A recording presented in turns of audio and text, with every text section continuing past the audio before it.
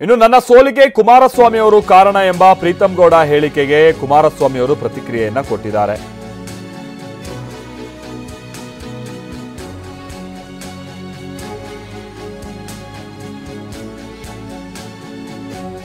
ಪಾಂಡವರು ಕೌರವರ ಯುದ್ಧ ಆಗಿದ್ದು ಯಾಕೆ ಅಥವಾ ಯಾಕಾಯ್ತು ಆ ಯುದ್ಧ?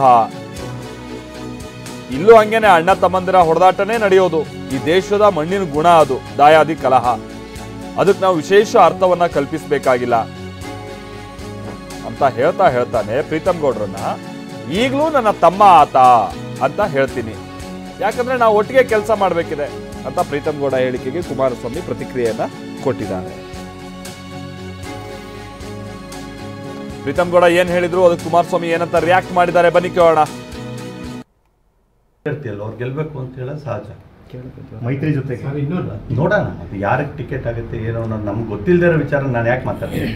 ಪಕ್ಷದವ್ರು ತೀರ್ಮಾನ ಮಾಡ್ತಾರೆ, ಅದು ಆ ತೀರ್ಮಾನ ಆದ್ಮೇಲೆ ಏನು ಮಾಡಬೇಕು ಅದನ್ನ ಮಾಡ್ತೀವಿ. ಅದ್ರ ಒಂದು ಮಾತನ್ನು ಹೇಳ್ತೀನಿ, ಬಿಡಿಸ್ನಿಂದ ಮಾತಾಡ್ತಾರೆ, ಯುವಕರಿದ್ದಾರೆ. ಆ ಯುವಕ ಇರೋದ ಇದನ್ನೇ ಅನ್ನೋ ಕಾರಣಕ್ಕೆ 78,000 ಓಟ್ ಹಾಕಿರೋದು.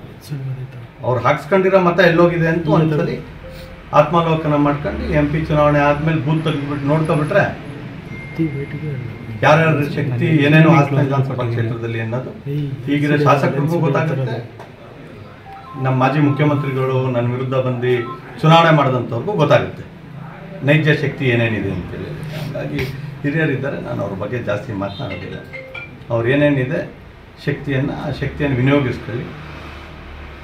ಜನ ಮಾತ್ರ ಗಮನಿಸ್ತಿರ್ತಾರೆ 23ರಲ್ಲಿ ಪ್ರೀತಂ ಗೌಡ್ರನ ಬಗ್ಗೆ ಏನು ಹೇಳಿದ್ದಾರೆ ಅಂತ. ಈಗ 24ರಲ್ಲಿ ಬಂದು ತಮ್ಮ ಅಂತ ಹೇಳಿದ್ದಾರೆ ಅನ್ನೋದನ್ನು ಗಮನಿಸ್ತಾರೆ. 28ರಲ್ಲಿ ಏನು ಹೇಳ್ತಾರೆ ಅಂತಲೂ ಕೌತುಕದಿಂದ ಕಾಯ್ತಿರ್ತಾರೆ. ಹಂಗಾಗಿ ನಾನು ಮಾತನಾಡಬೇಕಾದ್ರೆ ಬೇರೆಯವ್ರಂಗೆ ಒಂದ್ಸಲಿ ಒಂದು ಮಾತಾಡಿ ಇನ್ನೊಂದ್ಸಲಿ ಇನ್ನೊಂದು ಮಾತಾಡೋ ಅಂತ ಕೆಲಸ ಮಾಡಲ್ಲ. ಭಾಳ ಜವಾಬ್ದಾರಿಯುತವಾಗಿ ನಾನು ಭಾಳ ಹುಮ್ಮಸ್ನಿಂದ ಮಾತಾಡಿದ್ರು, ಯುವಕನಾಗಿ ಮಾತಾಡಿದ್ರು, ತುರುಸಿನಿಂದ ಮಾತನಾಡಿದ್ರು ನನ್ನ ಮಾತಲ್ಲಿ ಬದ್ಧತೆ ಇರುತ್ತೆ. ಹಂಗಾಗಿ ನಾನು ಬದ್ಧತೆ ಇದ್ದರೆ ಮಾತ್ರ ಮಾತನಾಡ್ತೀನಿ. ರಾಜಕೀಯವಾಗಿ ನನ್ನ ಬದ್ಧತೆ ನಮ್ಮ ಪಕ್ಷ ಗೆಲ್ಲಬೇಕು, ನಮ್ಮ ಪಕ್ಷ ಗಟ್ಟಿಯಾಗಬೇಕು, ಭಾರತೀಯ ಜನತಾ ಪಾರ್ಟಿ. ಮೋದಿ ಹೇಳ್ತಿಯಲ್ಲ, ಅವ್ರು ಗೆಲ್ಲಬೇಕು ಅಂತ ಹೇಳೋದು ಸಹಜ. ಈ ದೇಶದ ಇತಿಹಾಸವೇ ಬ್ರದರ್, ಪಾಂಡವರು ಕೌರವ ಯುದ್ಧ ಯಾಕಾಯಿತು? ಈ ದೇಶದ ಇತಿಹಾಸವೇ ಅದು. ಅಣ್ಣ ತಮ್ಮಂದರು ಒಡೆದಾಟನೇ ನಡೆಯೋದು. ಈ ದೇಶದ ಇತಿಹಾಸ ಮಣ್ಣಿನ ಗುಣ, ದಾಯದ ಈ ಕಲಾ ಅದು ನಡೀತಾ ಇರ್ತದೆ. ಅದರಿಂದ ಅದಕ್ಕೇನು ನಾವು ವಿಶೇಷವಾಗಿ ಅದಕ್ಕೇನು ಅರ್ಥೈಸಬೇಕಾಗಿಲ್ಲ. ಹೌದು, ಈಗಲೂ ನನ್ನ ತಮ್ಮ ಅಂತಲೇ ಹೇಳ್ತೀನಿ, ಯಾಕೆಂದ್ರೆ ನಾವೀಗ ಒಂದಾಗಿ ಕೆಲಸ ಮಾಡಲೇಬೇಕಲ್ಲ. ದಾಯದಿ ಕಲೆ ಇಲ್ಲೂ ಇರ್ತದೆ, ಪ್ರತಿ ಮನೆಯಲ್ಲೂ ದಾಯದಿ ಕಲೆ ಇಲ್ವಾ? ಅದು ನಮ್ಮ ದೇಶದಲ್ಲಿ ಇರ್ತಕ್ಕಂಥ ಮಣ್ಣಿನ ಗುಣ ಅದು.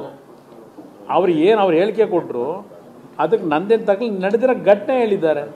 ಕಳೆದ ಚುನಾವಣೆ ಏನಾಯಿತು, ಮುಂದೇನಾಗುತ್ತೆ ಅಂತ ಹೇಳಿದ್ದಾರೆ. ಮುಂದಿಂದು ಭವಿಷ್ಯನೂ ಹೇಳಿದ್ದಾರೆ ಅವರು, ಏನಾಗುತ್ತೆ ಅಂತೇಳಿ. ಆ ಭವಿಷ್ಯನೂ ನೋಡೋಣ.